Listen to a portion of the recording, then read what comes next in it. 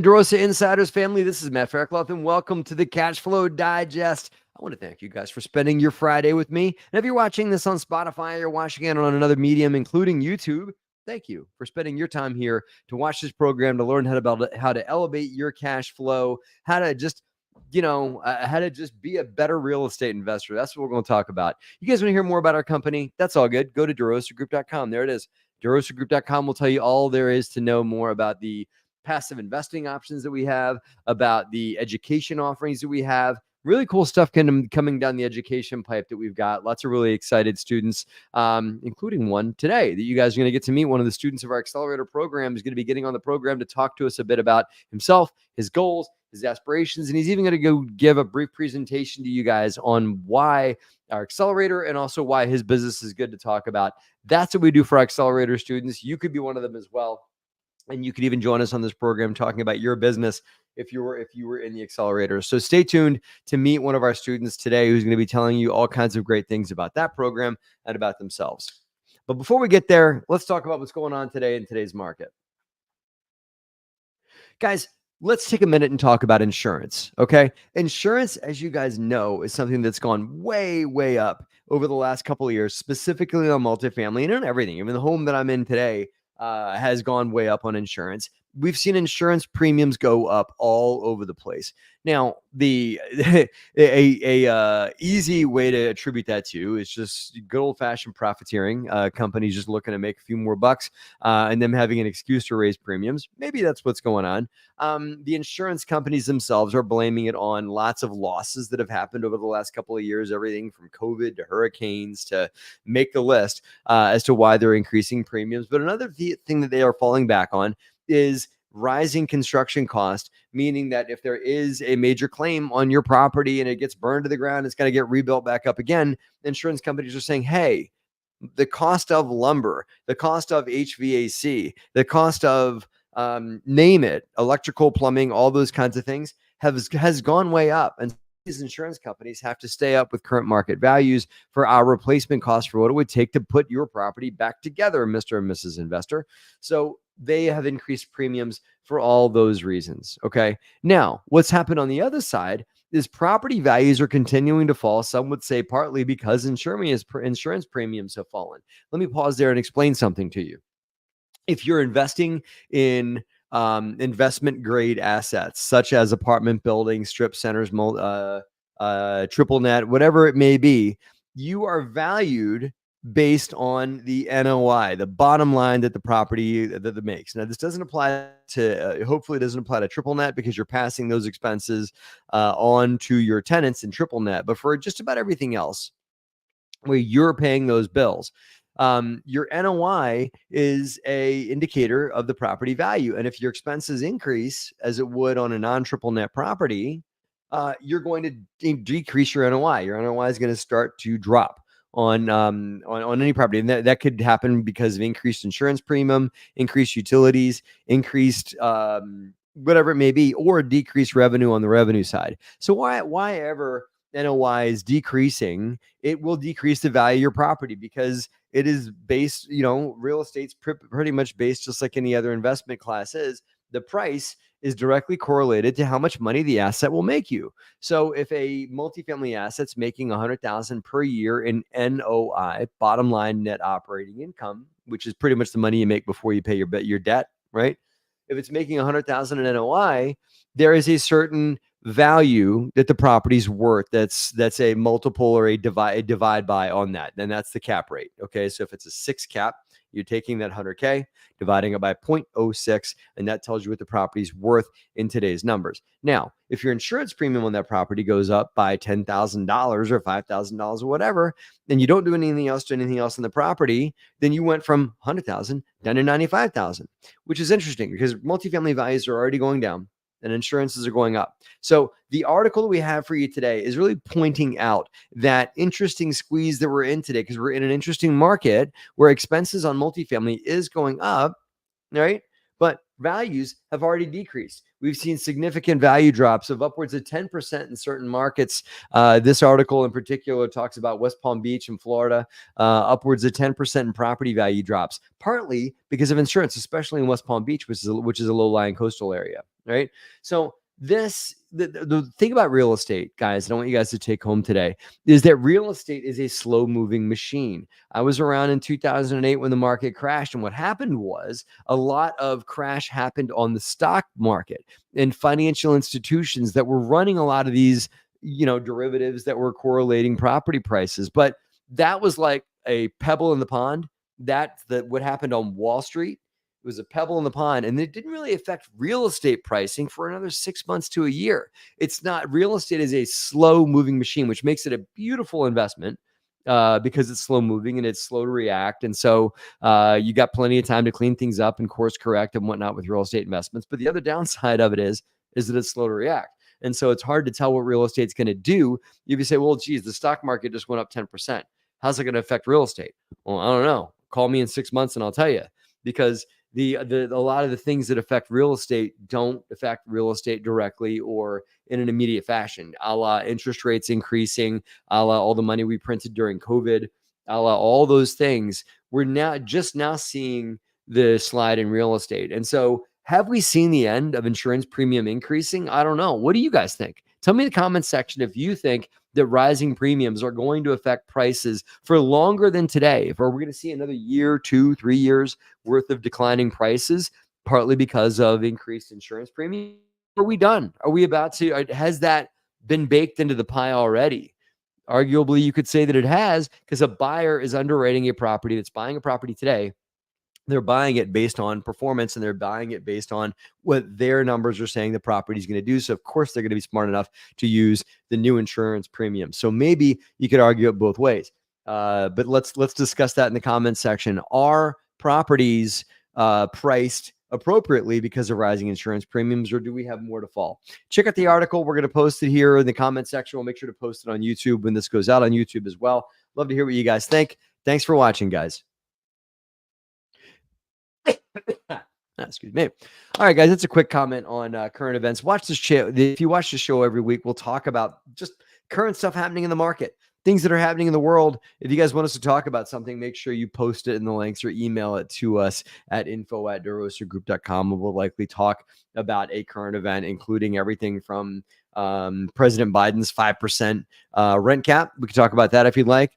Bottom line on that, never going to happen. Don't even worry about it. It's not going to it won't get passed, especially with him stepping down and everything like that, or stepping out of the race. So don't even worry about that 5% rent cap happening. Forget it. He's not going to have the juice to get that through. A lot of people were talking about it, but that is a nothing burger. Not going to go anywhere.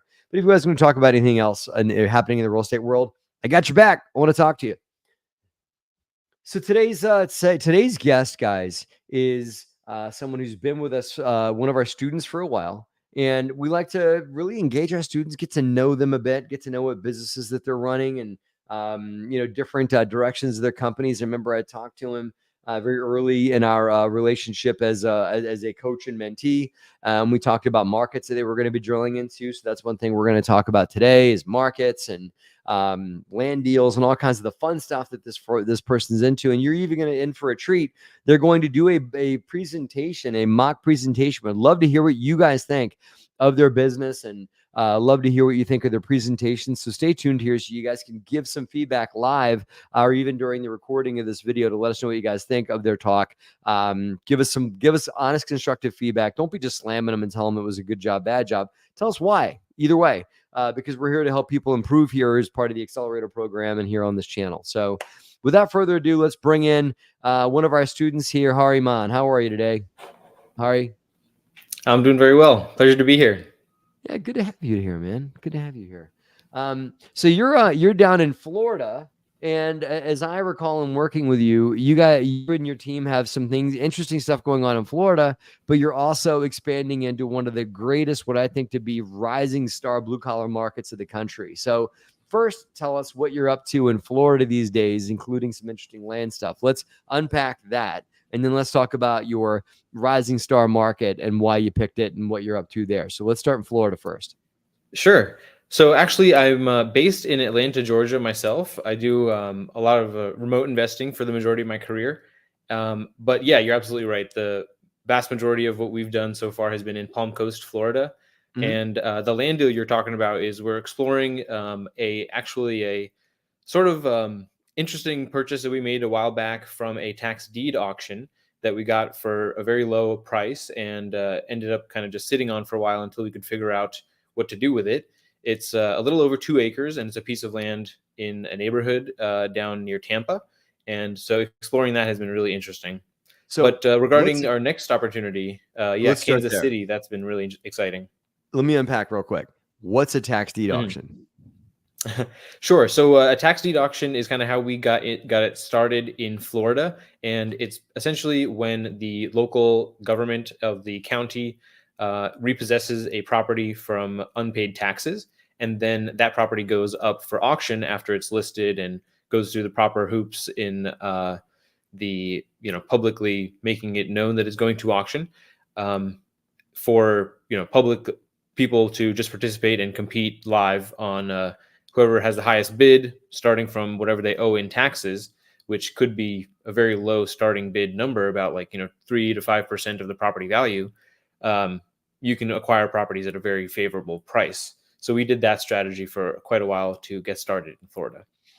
Okay. So you bought a non-performing, people don't realize when you don't pay real estate taxes, it's not like the town just sits around and waits for you to pay that bill. They need that money. They've already paid the teachers' salaries and and the folks that run public works or whatever. They got bills to pay. So they can't just wait for you to pay your real estate taxes. So what they'll do is they'll sell that debt off to an investor who will then the investor will then receive the additional interest and penalties and fees. And if the investor chooses to do so, they can go ahead and foreclose on the property, which it sounds like that's you guys bought a tax lien and then foreclosed on it to take the land as an owner, correct?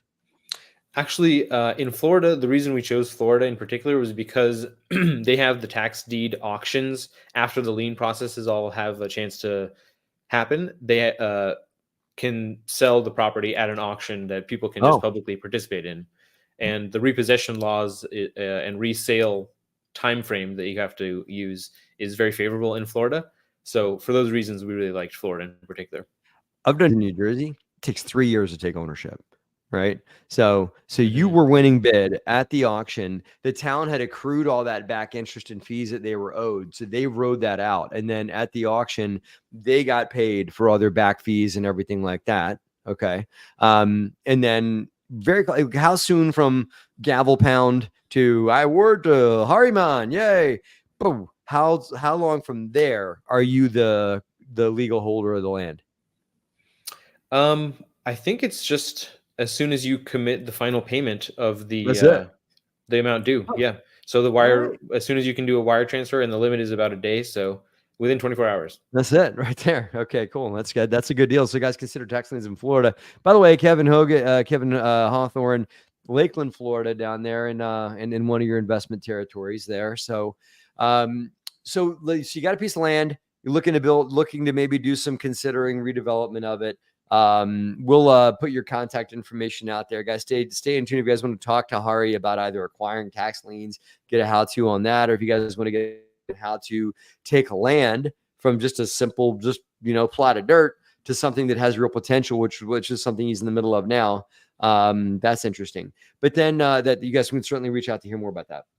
So, Hari, when I brought when you and I started talking together as me as your mentor, we started talking about areas of focus, right?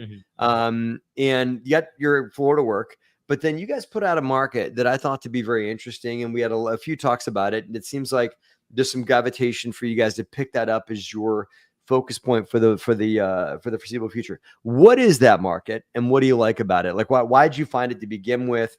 And why are you still bullish on that market from this point forward?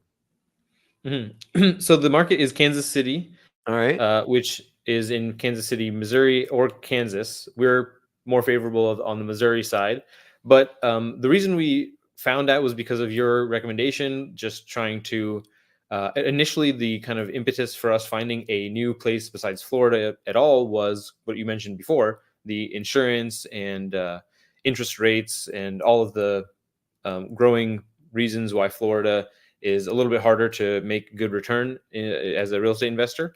So we started looking kind of everywhere in the nation, and heard a lot of great things about the Midwest generally. And then myself personally, I think Kansas City is a great place, and it has, I'll get into some of the details as well, but it has Yeah. great metrics going for it. But what we really liked in particular is that it's not somewhere that seems to have a really big spike in growth, or a spike in terms of the negative retracement of prices. It's like a slow, steady, reliable city. Yeah. So as our first target, I thought that was a really favorable place to go. Love that. I mean, and guys, we're going to unpack Kansas City a lot more in Hari's presentation, so stay tuned on that. What I really want you guys to do is to pay attention to how Hari presents the market of Kansas City, because that's something we work with him on, and that's something we try and do as well. Is really tell investors a lot about the market and about what makes it unique. And one thing that I wanted to just underscore that you just said, Hari, that I think is really interesting for anybody listening to hear again, is that this is not a hot sizzle spike market, right? This is not Austin, Texas. This is not Phoenix, Arizona. Those are not bad places to invest. It's just those are big spike markets. Those are markets that, because of a lot of tea leaves that are happening and speculation that people are making on continued job growth and continued popularity of those markets for people moving to them, that they're thinking it's a great place to invest. I'm not saying they're wrong or right about it, but that is a market. Those are markets that are, let's just say, the top 5 targets of investors across the U.S. that they're targeting. Maybe they're wrong, maybe they're right.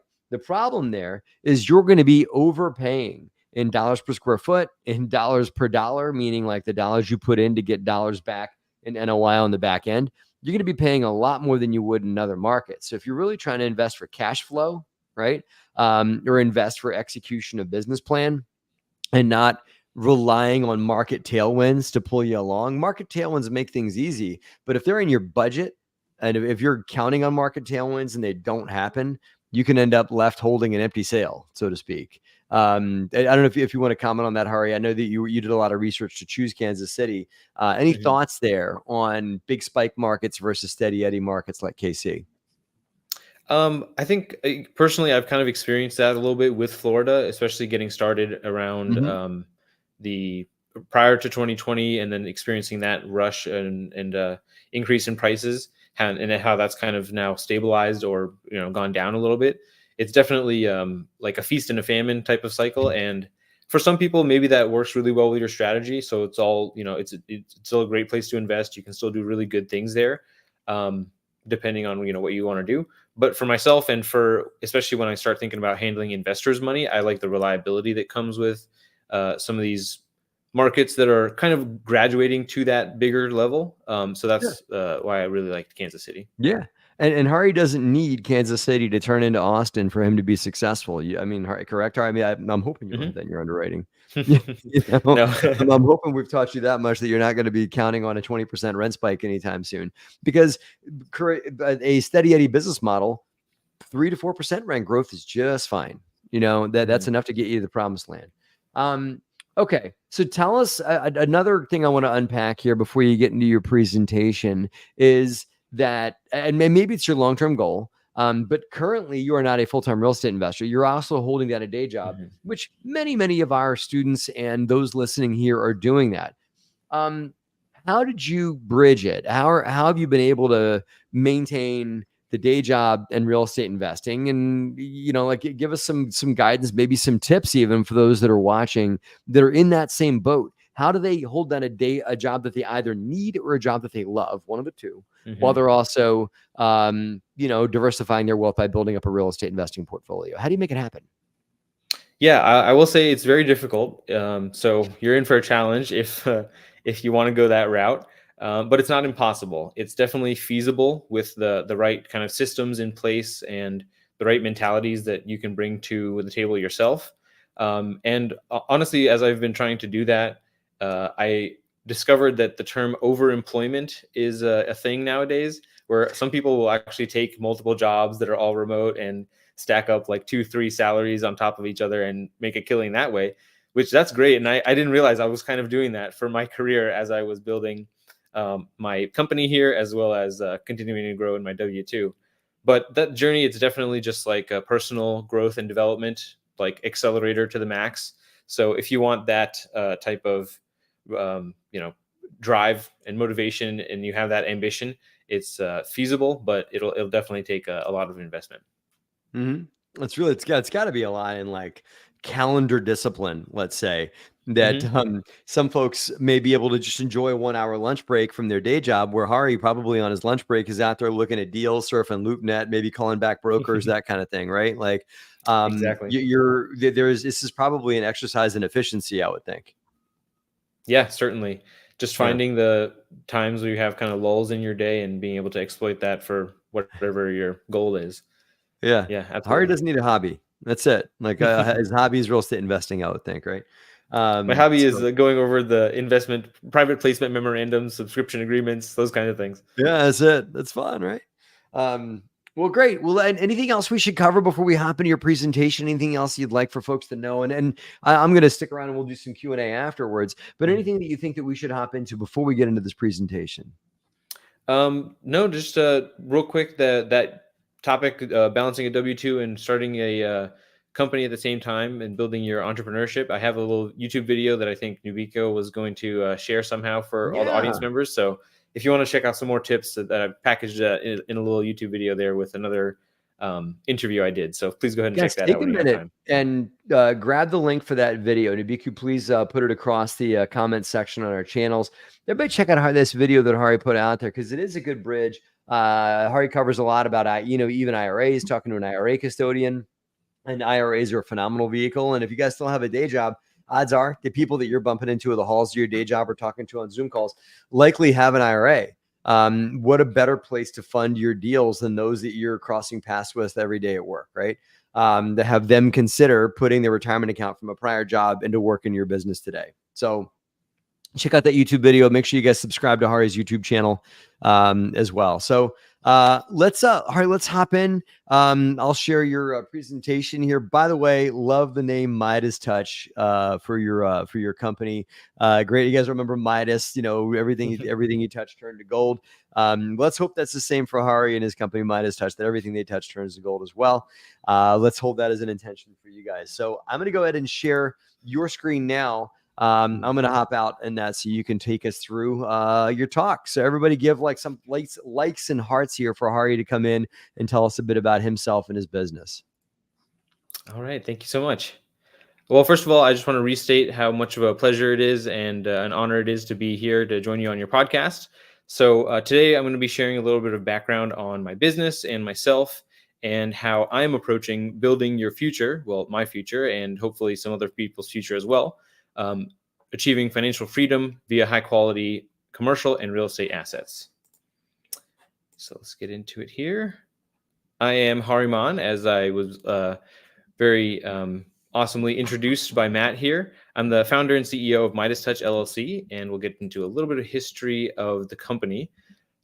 So we are family owned and operated and established in 2014 by my dad. He was the one who actually came up with the awesome name Midas Touch.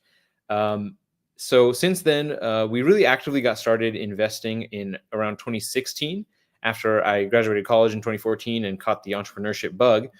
And since then, with the help of some private loans from my dad, we were able to grow to a total current assets under management of 2.4 million, which is awesome. And I'm happy to share details and the different strategies we were able to try out and a bunch of mistakes and lessons I learned along the way of being able to achieve that. And also, I wanted to share or announce a big update for Midas Touch, which is a sale event that we decided to do this year. So in the past few months, we have kind of decided that our owners want to go a couple of different directions. So as I kind of said, my dad started this business with the intention of creating generational wealth for himself, my two sisters, and I. So with me as the CEO and manager, I was able to grow over these past 8 years to what it is now. And they're going to execute a buyout for my stake so that I can use that capital to pursue syndication and entrepreneurship going forward. So a little bit about myself personally. I currently live in Atlanta, Georgia with my lovely wife, Jasmine, and my awesome puppy, Malai. I lived in Northern Virginia. That's where I'm from. That's where I was born and raised. And I've also lived in Long Island, New York for 4 years prior to moving here last year. I like to think that I've transformed from a procrastinator and kind of your average, uninteresting, boring kid slash, interested in just TV shows and video games and stuff in high school into an ambitious entrepreneur after finding my burning desire. And for that, I like to use the word burning desire in particular because the key turning point and milestone in my life that kind of made me start thinking that I could actually achieve success as an entrepreneur was reading the book Think and Grow Rich. So highly recommend that for everybody.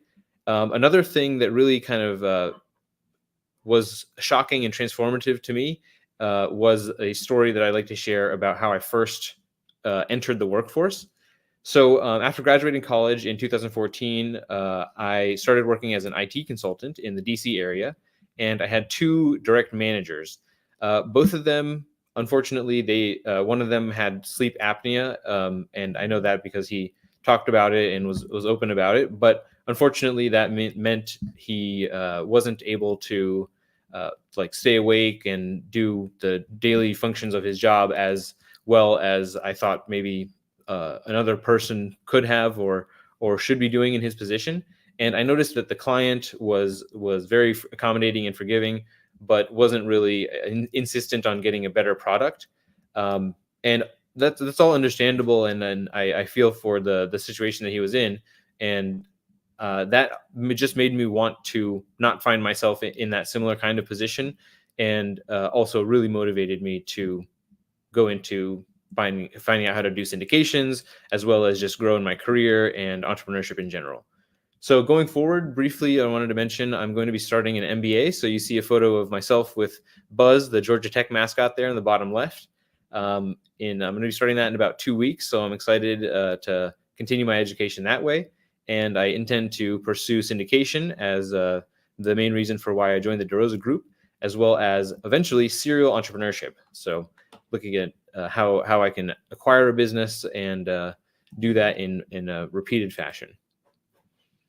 So that's a little bit about me. About our company, the majority of our portfolio, as I mentioned, was grown in Palm Coast, Florida. And we also have some experience in some of the other cities like Tampa, Jacksonville, and Tallahassee. And after we started doing tax deed investing, we were able to build up some really good vendor relationships there, especially with our realtor. So therefore, we kind of just doubled down on that area because we got good opportunities. And then they ended up kind of slowing down in 2023 and through currently as well because of some of the factors that Matt mentioned, the insurance and the interest rates being unfavorable in terms of the income and expense calculations that we do for our underwriting. So that led us to, before we switch to other places, this is a sampling of some of the deals that we have had in Palm Coast area. So the top left is we have 2 duplexes in that condo community, which is called European Village. It's just a nice little cute community with some shops underneath.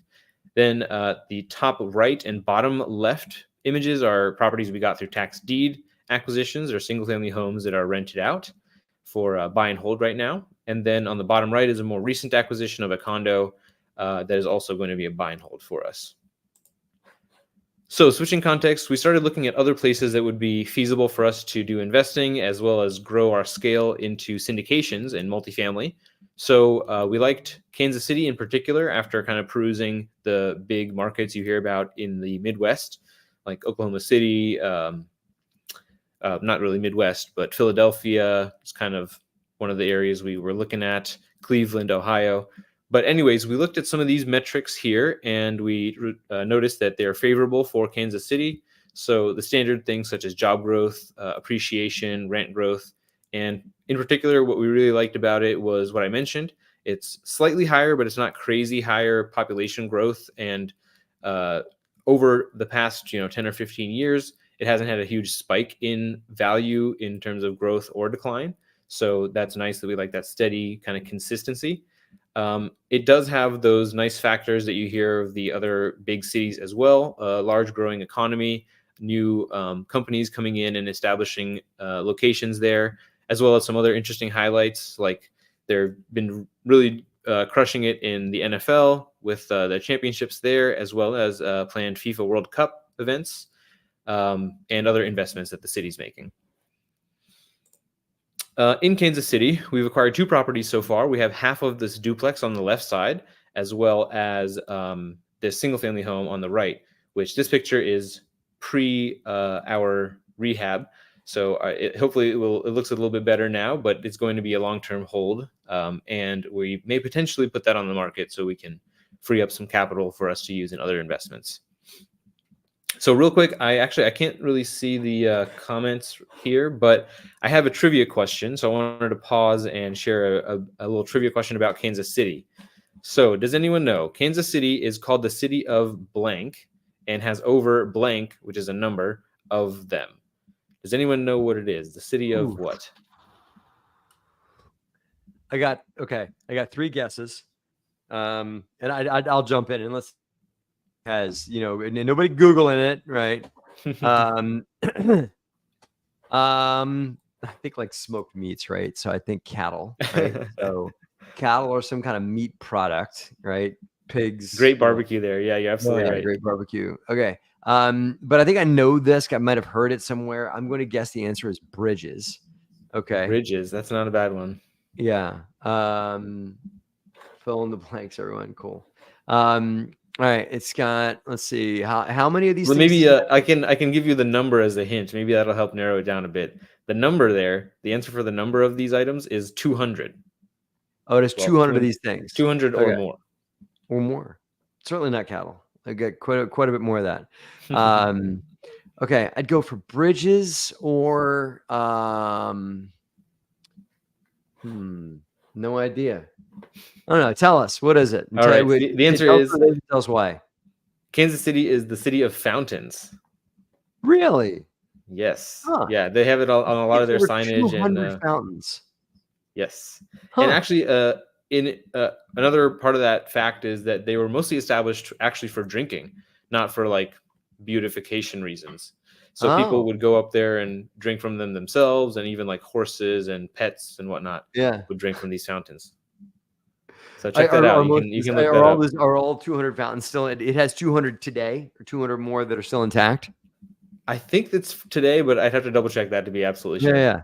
No, that's crazy. That's interesting. Okay, guys. Well, fountains are fun, right? You know, the ones that you're able to swim in and whatnot. Kids love it, right? So, what a great public asset, public amenity fountains are. So that's, you know, yet another. It's good to invest in cities that have a reinvestment in public assets. So that's really cool. Thank you for telling us that. That's a very practical take on it. I was just going to say, if you like investing in fountains, call me. Yeah, right. Oh, you're going to actually buy a fountain? It'd be great. You know, you get some local. We could install one. Maybe make it the 201st one. All right. So continuing on here, now we're going to switch to kind of the value that we got from the DeRosa Accelerator and the main points that we thought were really important. So one of the first things that I wanted to start with was just marketing overall. So the value of marketing exposure and including calls to action has been really palpable for us as we started doing a lot of planning and releasing of different posts, articles, and we also got the recommendation to start doing videos of some of the core key value lessons, which the name actually was from Matt, called the Midas Minute, which we're still, I have a couple more on my to-do list to record soon. But we put that all in a social media schedule, as well as packaged some of those pieces up together into a monthly newsletter. So establishing those were really powerful in terms of getting more followers and getting traction, and helping the goal of moving investors who we have our initial, CRM information for towards actually soft committing with us for an investment. And then actually, sorry, real quick, those are some samples of the quality of some of the things we were able to put out. And then the next slide is updates to our website. So with the mentorship that the DeRosa Group helped us with, we had some audits of our website contents, and they recommended some visual improvements and inclusions of calls to action in more places. So that was really helpful. We also included an education section so we could help nurture people who get awareness of us through whatever social media posts we do, as to what we do in terms of where we're targeting, why multifamily is a good investment to make, so that once we get on calls with potential investors, hopefully they're basically already decided on wanting to go forward with us. And of course, an About Us page, which shared a history of our company as well as information about our employees. So the next really important piece was investor communication, and in particular, the structuring of how to make investor communication a consistent system. Because once you have your CRM contact info, you need to nourish that relationship and really build trust for them to, for any investor to actually give you their hard-earned capital.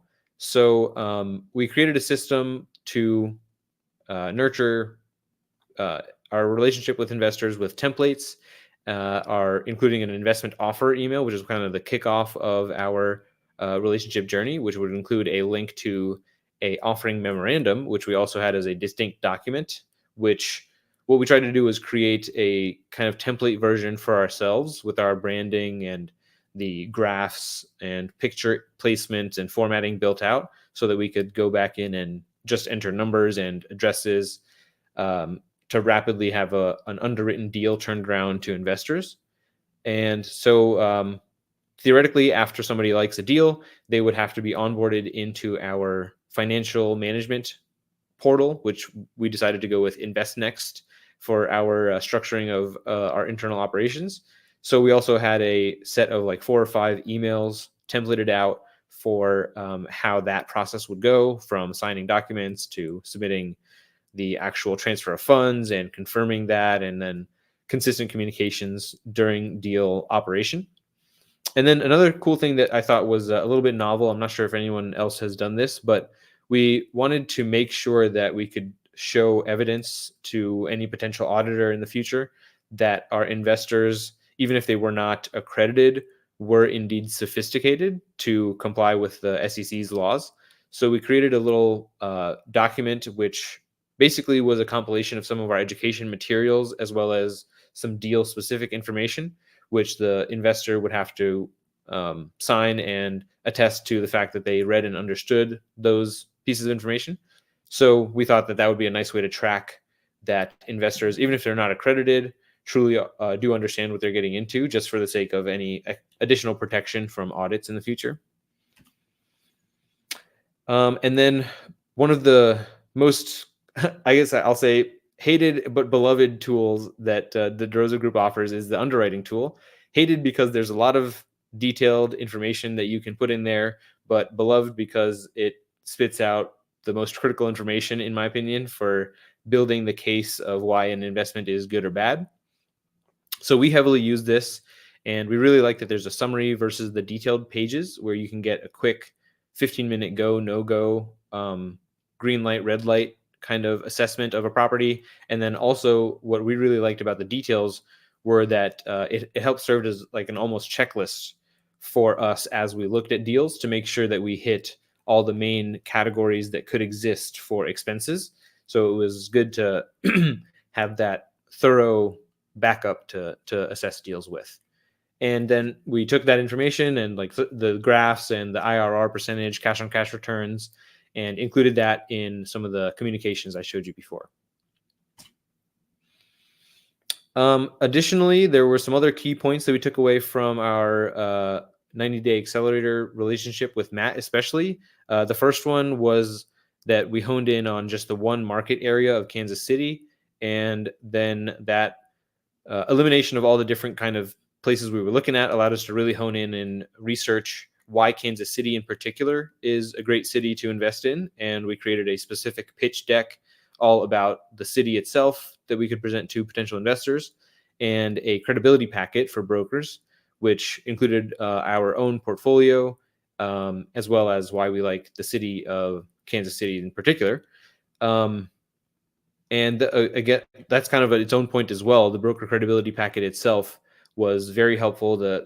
We basically got comments from every broker that we talked to that the professionalism of the presentation and that broker credibility packet that we have was one of the main reasons they thought we were serious and wanted to continue working with us. So I highly recommend taking their advice and building a nice professional credibility packet that you can share. And then the recommendation to do a site visit, that was really critical to get familiarity with the location on a street-to-street basis, build relationships with brokers. And actually, funny story is we ended up being able to visit Kansas City in January, like January 13th or so of this year. And that was when they had like I don't know if it was the worst weather temperatures this season, but it was like -9 degrees Fahrenheit during our visit there. So that was a fun challenge to have to deal with. But regardless, it was a nice bonding experience for us and some of the brokers we visited, and we got to tour some places, which was really fun. The LOI template and kind of the templates in general for how to communicate with different people that you have to coordinate as you go through the syndication process. Just having that operational kind of assuredness and the process laid out was really helpful for us to get enough confidence to really pursue syndications honestly and feel like we could actually do it and produce the outcome that we intend. As I've been mentioning, accelerator resource access, especially I will say the access to the mentors when we're building these documents and reviewing them, and even preparing for this webinar, I got a lot of great feedback from the team, and the webinar itself has been a really fun experience. One of the reasons I'm doing it is, as Matt mentioned, is to flex my own webinar delivery skills. So hopefully it turns out well, but if not, I'm happy to receive all the feedback and criticism that you guys have in the comments. And also just some valuable connections with the other students in the program. There's a handful of folks that I've built really good connections with and continue to talk about our ongoing, journeys of becoming syndication investors together. And even, even one of them, I've started a book club, and he's joined that, which is very fun. So if anyone's curious about joining my investor and entrepreneurship book club, let me know. We've done about 3 books so far. All right, next. Okay, yeah, I wanted to share a little bit of the impact of all of these tools and support that we got from the DeRosa Accelerator. You can see all the different categories there kind of listed at the top of this graph, but we started with the program in November of 2023, and you can see that all those numbers continued to grow or spiked and started growing based on the marketing, especially that we implemented with the DeRosa Group's help. So as I mentioned before, with the sale of the Midas Touch stake, my personal Midas Touch stake, we are now shifting these activities over to myself personally. So that's why this graph ends at April 2024. But I guess we could restart that for myself at that point. So we'll come back with an updated graph in our next webinar go around. How about? And lastly, the final slide in my presentation is next milestones. So as I've said, completing the shift of all of these assets and procedures and the awesome learnings we had from the DeRosa Accelerator to myself personally. So you'll see on the next page some ways I'm building for people to get in contact with me, and I'm just moving all of the documentation and procedures that we've built for Midas Touch to my own personal Google Drive and starting to implement those practices myself. And then what we found out was kind of the most difficult piece of succeeding as a syndication investor was the capital raising portion.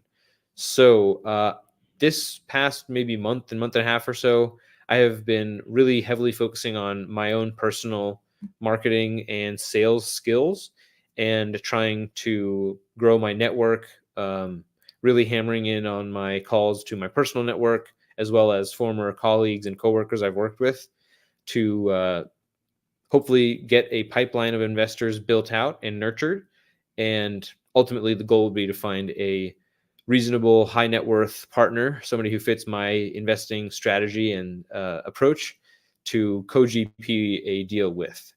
So I'm not resting on my laurels until that occurs to send LOIs. So in the meantime, I'm continuing to send LOIs and keep my underwriting skills well maintained, as well as what I believe is that if you can find a good deal, then an investor will be that much more likely to actually commit, even if they're a little bit 50-50 on whether the time is right. If the deal's in hand, it's like what they say is the bird in the hand is worth two in the bush, right?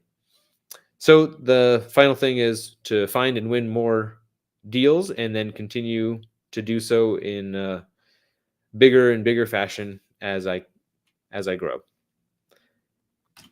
So thank you all very much for your time. Again, I appreciate and really want to thank Matt and the team for having me here today.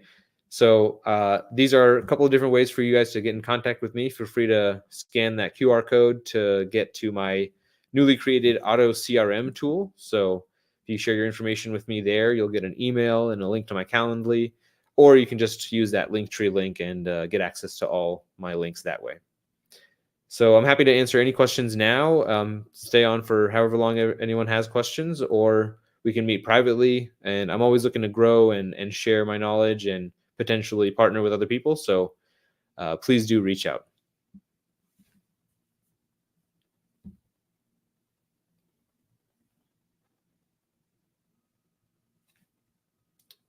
Oh, we got Matt muted.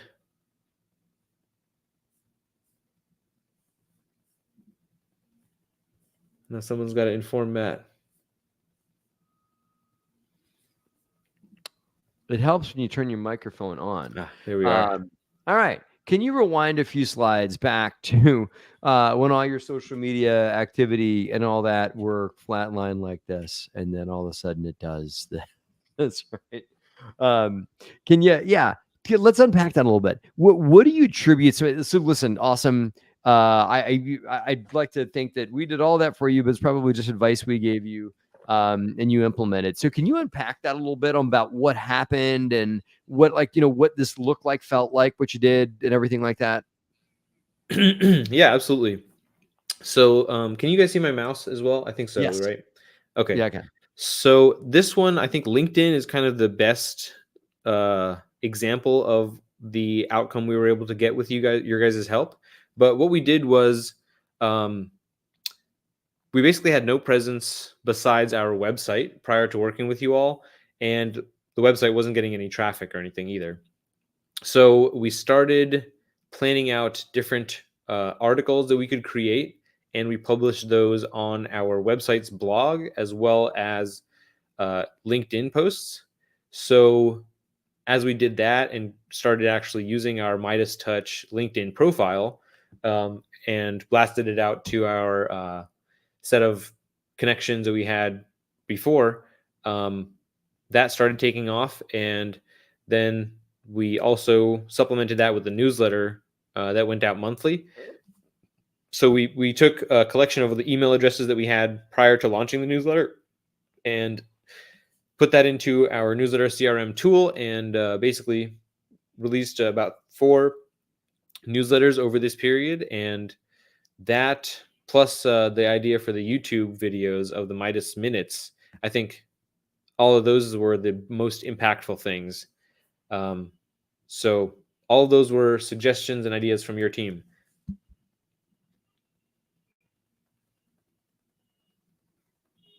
Well, we'll take all the credit you'll give us on that. So, what have been the results of that? Right. And I get, newsletters, I want to give some juice to the audience here about why they should consider, things you just said, newsletters, social media posts, kind of developing a cool brand like Midas Minute, that kind of thing. What have been the results of that with regards to investor engagement, outreach? I don't know if you've done a big dollar raise just yet that we can actually really take all that for a test drive here. But what results have you seen so far from that hockey stick? So I'm hoping to be able to do that big raise in very short order, basically as soon as I have a good deal in hand. So I'm sending a lot of LOIs. Yeah. But the impact I've seen is that when I in social events, or just when I have conversations in sales calls, or when I'm reaching out to my personal network, they will already know. They'll come into the conversation knowing that I've been doing real estate for years, and like maybe they'll have a question already, or some ideas of what they want to do with their investment strategies or their capital. So I can feel that they're already getting into the type of thinking where they look at me as an authority on the subject matter, which is the first step to starting a relationship where they're trusting in my ability to invest their capital. I get So it. I've been feeling that. It shortens the conversation a bit, doesn't it? Right? Like Mhm. in some ways, you feel like they've already had a conversation with you because they've read your newsletter. They've hopefully watched one or two of your Midas minutes and whatnot, and so they've gotten to know you more. Which I found that to be a great result in doing a big branding campaign and everything like that. Certainly, yeah. Yeah. Before we let you go here, like what's next for Midas Touch? What's like the next mountain you're climbing? Aside, get finding a deal in KC, 100%, right? Along with that, any other like big, hairy, audacious goals? Anything else you want to put out there that you as Midas Touch are working on that we should look out for you for over the next 6 months, 12 months? No, I would say that's the biggest one. Besides that, personally, I'm working on my MBA, so I'm excited to implement all the learnings from that and use that to develop Midas Touch. Well, it won't be Midas Touch. I'll be exiting Midas Touch. It'll be my next business, but Yeah. to develop that into the syndication operation firm that I want it to be, and then hopefully pursue serial entrepreneurship after that. So the first goal is a pretty big, hairy, audacious one already, which I guess if I'm being specific, my intention for syndication is to grow a business that has a valuation of $50 million. Oh, So I'd say that's pretty that is big. a very big, hairy, audacious goal. I love it. Guys, if you guys want to connect with Hari, if you guys maybe want to partner up or throw some leads or bird dogs Hari's way in Kansas City, if you guys want to learn more about land development, if you guys want to get a shoulder to cry on about you having to work a day job and also building up your real estate portfolio, or maybe relate to someone who's doing the same thing, for all those reasons and many more, reach out to Hari. There's Hari's LinkedIn, or that's his link tree right there. And that, but Hari, how else would people get a hold of you? We'll put that link. You guys have to copy that down. We'll put that link tree in the show notes and here on the broadcast. But how else, website, other contacts, should they get a hold of you, Hari? Well, the link tree is the best one, and honestly, now that you mention it, I'm not sure if my LinkedIn is on my link tree, but that's that. the best way. I Yeah. have my Calendly on there. I'd love to have a meeting. Okay. So Yeah. I'd love to, set some time with anybody. And I also live in Atlanta, so if anyone's local, we can grab a coffee or anything. Love that. That's great. Okay, guys, reach out to Hari Mann to hear more about the future here, all the things that I mentioned and reasons why you guys could connect. Hari, we are very grateful to have you part of the Accelerator Plus program, and looking forward to seeing what's next in your ventures and what you build on that hunk of land and what you're buying out there in KC. Lots of big things ahead of you. Forward to continue to contribute to your business as best DeRosa can. So thank you for joining us on the Cash Flow Digest today. Thank you very much. I appreciate it. Cool. Good seeing you. Guys, it's exciting stuff. One more time to underscore, if you've got a growing real estate business, we are making some really major upgrades to our real estate education business. So why would you not consider joining the DeRosa Multifamily Accelerator Program, or even Accelerator Plus, which is what Hari is a member of? You're going to get direct access to me and my team, direct access to office hours where you guys can come on a daily basis and pick the brains of the DeRosa folks. There's 20, 25 hours worth of education modules that are there to teach you everything you need to know. Literally, we just dumped everything we know about multifamily and put it in those modules, including things that Hari says he loves to hate, which is our underwriting tool, which, yes, it's very complex. But hey, underwriting is complex. So you guys get that along with many other things as part of our accelerator program. We are even doing free webinars on a weekly basis, just giving a little bit of advice, but also teaching you a bit about what our multifamily accelerator program could offer and how it could help you get to the next level. So what are you waiting on? What are you waiting on right now, guys? go to DeRosaGroup.com/accelerator, book a call with us, jump onto one of our free calls to hear more about the program and have us give a bit of an insight into your business. Life's short. If you want to get somewhere in multifamily, sure, you can try and do it without a roadmap, without somebody watching over your six. You're going to get there a lot faster with a company like DeRosa sitting at your side. So join us in the DeRosa Multifamily Accelerator program right now by going to DeRosaGroup.com/accelerator, and we will see you guys there. Thank you guys for watching the Cash Flow Digest.